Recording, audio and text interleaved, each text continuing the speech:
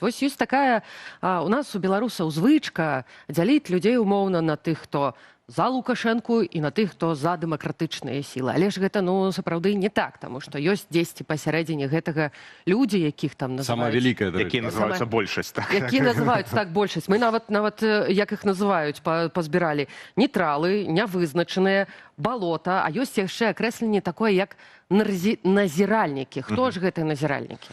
Ну так, назіральнікі гэта хутчэй пра іх ступень палітызацыі. І сёння іх можна называць назіральнікамі, як большасць беларускага грамадства, мне здаецца. Але там у 2020 годзе большая частка з іх, прынамсі па тых пытаннях, якія былі, падтрымалі пратэсных кандыдатаў. Таму палітычныя погляды, актыўнасць пазіцыі гэтых людзей, яны флюідныя.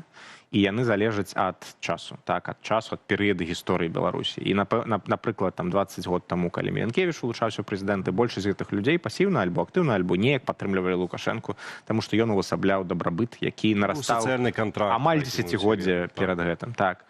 Але ў 2020 годзе наадварот, амаль усе яны прыльнулі, так бы мовіць, да пратэснага руху. Што адбываецца пасля гэтага, мы не ведаем дакладна, таму што апытанкі ўжо па рэйтынгах палітыкаў па аб'ектыўных прычынах немагчыма праводзіць у такім клімаце. Так, ты не можаш разлічваць, што людзі шчыра будуць адказваць, сацыёлагі не задаюць гэтых пытанняў. Але гэтыя людзі, гэта тая, так бы мовіць, нейтралы, у Амерыцы іх называюць independents, так, яны гэта асноўны прызн у кожнай электаральнай кампаніі. Бо калі ты змагаешься за сваіх прыхільнікаў, усё ж за што табе трэба змагацца, за тое, каб яны прыйшлі на выбарчыя мабілізацыі. Мабілізацыя. Гэта таксама важна, гэта тое, на чым, напрыклад, Трамп выйграў свае выбары, але гэта не ўсё, не весь як бы рэцэпт перамогі. Рэцэпт перамогі складаецца з таксама продажу нечага прывабнага на той момант вось гэтай медыяннай групе, якая можа не мае вельмі глыбокіх ідэалагічных перакананняў, але прагматычна глядзіць на тое, што той ці іншы палітык можа ім даць зараз. Добра, і вось менавіта што можа даць? Таму што калі ёсць сацыялагічнае пытанне, то прасцей скласці вось такое ўражанне,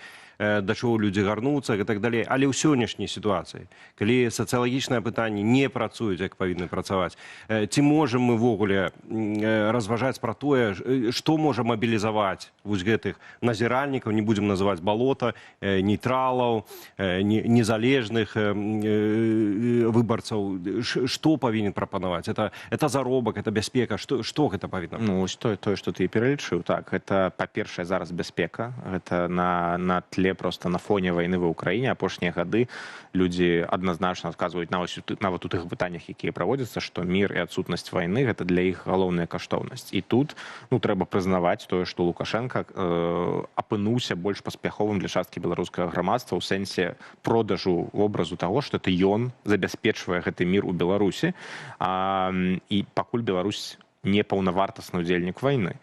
І калі б апазіцыя ў будучым там змагла наадварот як бы намаляваць вобраз сябе як людзей, якія трымаюць Беларусь ад вайны, а Лукашэнку як чалавека, які ці ягоных там, я не ведаю,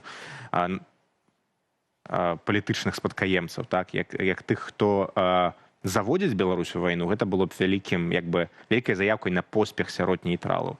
Другое, дакладна, гэта дабрабыт, так, і 2020 год менавіта таму і выбухнуў так, бо яму папярэднічала амаль дзесяцігоддзе эканамічнай стагнацыі, крызісы, якія выліваліся ў эканамічныя пратэсты, памятаем недармаедаў, так, эканамічныя пратэсты прадпрымальнікаў, і гэта нельга 2020 год сводзіць да ковіду і бабарыкі, які вылучыўся Ціханаўскага. 2020 год як бы марынаваўся дзесяцігоддзе менавіта на тым, што дзесяцігоддзе вось гэтыя самыя нейтралы, гэтая самая там сярэдзінная частка, медыянная частка беларускага грамадства не адчувала эканамічнага росквіту, эканамічнага дабрабыту.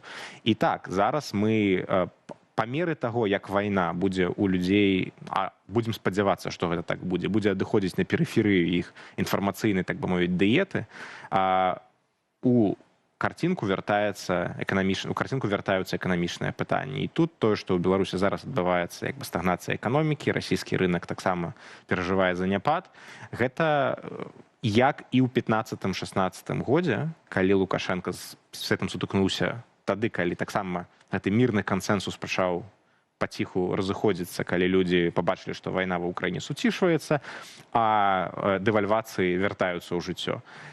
І Лукашенко сутыкнуўся з гэтым у 16 годзе. Першы раз, калі НИСЭПИ, беларуская астралагічная незалежная кантора, зафіксавала у яго рэйтынг амаль 20%. У 16 годзе гэта першы раз адбылося. І зараз мы, мне здаецца, можам выйсці на такую ж траекторыю, калі вайна як фактор нестабільнасці. Фактор, які трымае страхі на першым месцы. Ён сыходзіць, эканоміка выходзіць на першае месца, і вось тут нейтралы пачынаюць задавацца пытаннем, а ці гэта тая ўлада, якая яе забяспечвае. Мы пакуль не ў гэтай кропцы, просто мы зараз назіраем, як, так бы мовіць, складнікі гэтага паціху вяртаюцца ў жыццё Беларусь.